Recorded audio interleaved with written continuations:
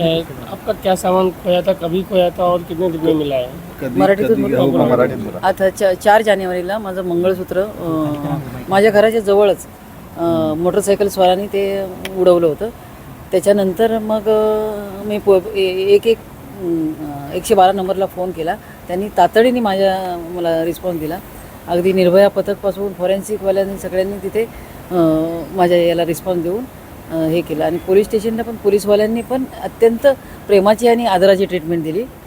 आणि ते मिळेल म्हणून तेव्हा त्यांना सांगितलं होतं, पण मी त्याचा विषय सोडून दिला होता, कारण असं कधी होत नाही असं मला बाकीच्या पण लोकांच्या अनुभवातून सांगितलं होतं. पण ही जी माझं मंगळसूत्र गेलं त्याच्या पाठीमागे काहीतरी माझ्या भावना होत्या की माझे वडील जे पोलीस होते त्यांनी ते करून दिलं होतं त्यांच्या रिटायरमेंटच्या याच्यातून. म्हणजे त्याच्याकडे जरा थोडंसं इमोशनल अटॅचमेंट होती त्या दागिन्याबद्दल. दागिना हे फक्त त्याची व्हॅल्यू नव्हती, त्याची व्हॅल्यू इमोशनल होती. म्हणून तर असं म्हणायचं की एका पोलीसवाल्याच्या कमाईची कदर एका पोलीसवाल्याच्या हाताने झालेली आहे. आणि त्याच्याबद्दल मी पोलिसांना भरपूर धन्यवाद देईन. आणि आता मला पटलं की त्या स्कॉटलंड यार्डबरोबर तुलना केली जाते ती खरोखर खरी आहे. बऱ्याच लोकांनी मला सांगितलं कुछ नाही वो भूल जाओ वो नहीं मिळता आहे, पर ते मिळालं. त्याच्याबद्दल खूप खूप धन्यवाद. आपलं नाव? माझं नाव ललिता सुधा मावटी. काही लोक पोलिसांवरती टीका करतात, पण आज पोलिसांनी जे तुम्हाला आणून दिलं, काय सांगणार तुम्ही नवी मुंबईच्या पोलिसांनी? नवी मुंबई पोलिसांची तुलना मी स्कॉटलँड यार्डबरोबर करेल. आणि पोलिसांवर टीका करणारे ते दुसरे लोक असतील, कारण मी पोलीसवाल्याच्या घरीच जन्म घेतलेला आहे. त्याच्यामुळे मी टीका नाही करू शकत. त्यांच्याकडे मला आदराने बघण्याशिवाय मला पर्याय नाही. आणि भावना पण आहे त्याच्या पाठीमागे. जे लोक टीका करतात त्यांना काय सांगणार? त्या लोकांना सांगेल की हा पोलीस तिथे उभा आहेत म्हणूनच तुम्ही शांतपणे जगू शकता. कारण ह्या पोलीसवाल्यांचं लाईफ एवढं खडतर असतं की जेव्हा आपण सणसुदी काही साजरं करत असतो, आपल्या मुलांचे वाढदिवस किंवा काही लग्नकार्य, त्यावेळेला हा पोलीसवाला ऑन ड्युटी असतो. ते सरहदीवर जे मिलिटरीवाले असतात तर त्यांना एक ठराविक ड्युटी नेमून दिलेली असते. तसं यांचं नाही. ह्यांच्या ड्युटीला काही धरबंध नसतो. काहीही कुठल्याही प्रकारे कुठेही किती वाजता हजर व्हावं लागतं. आणि सण तर त्यांना आठवतच नसतील, त्यांच्या बायका पोरांना पण नसतील आठवत. जेव्हा ते घरी असतील तेव्हा त्यांचे सण असतात. तर मग मी सॅल्यूट आहे माझ्यातर्फे नवी मुंबई पोलिसांना आणि संपूर्ण महाराष्ट्रातील पोलिसांना.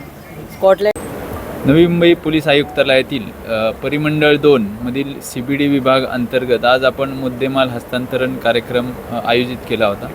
याच्यामध्ये प्रत्येक पोलीस ठाण्यातील विविध गुन्ह्यातील चोरीस गेलेला माल तसेच गहाळ झालेला मुद्देमाल आपण तपासाच्या अनुषंगाने तो शोधून नागरिकांना वेळेमध्ये परत करण्यासाठी आपण प्रयत्न करत आहोत. आणि त्याचाच भाग म्हणून आपण मुद्देमाल हस्तांतरण कार्यक्रम आयोजित केलेला आहे. याच्यामध्ये आपण 4 police station Nerul, CBD, NRI आणि एअरपोर्ट अशा 4 पोलीस स्टेशनमधील एकूण जवळपास 21 गुन्हे, 37 मिसिंग केसेस, अशातला एकूण सोने चांदी 11 वाहने आणि 38 मोबाईल असा एकूण 68,85,000 रुपयाचा मुद्देमाल आज सर्व नागरिकांना परत केलेला आहे. नागरिकांना काय आव्हान करणार?